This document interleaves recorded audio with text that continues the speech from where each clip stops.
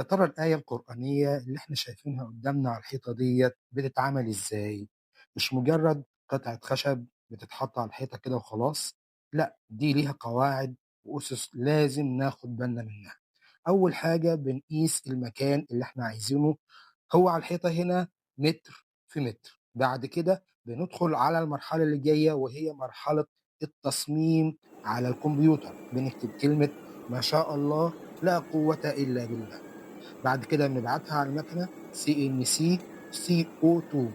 المكنة ديّة مخصصة لتقطيع جميع الخامات ما عدا الخامات المعدنية، يعني خشب، جلد، كرتون، ورق، كل ده بتقصه، بس المكنة ديّة ليها إعدادات معيّنة في كل خامة. طبعًا المعلومات ديّة أنا حبيت أشارككم بيها على مدار خبرتي في المجال ده.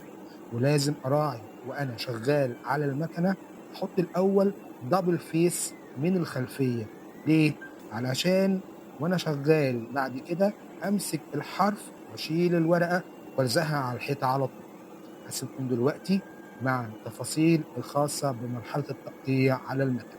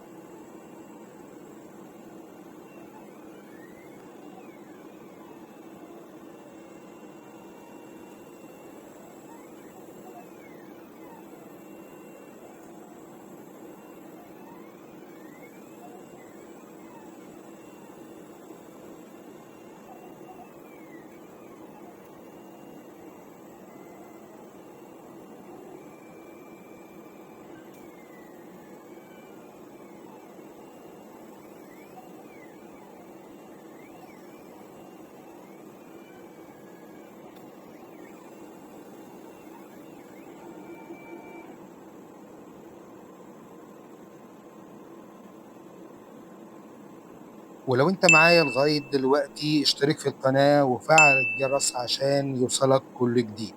وبكده المكنة خلصت الشغل بتاعها. هنمسك الأشكال ونلزقها على الحيطة على طول؟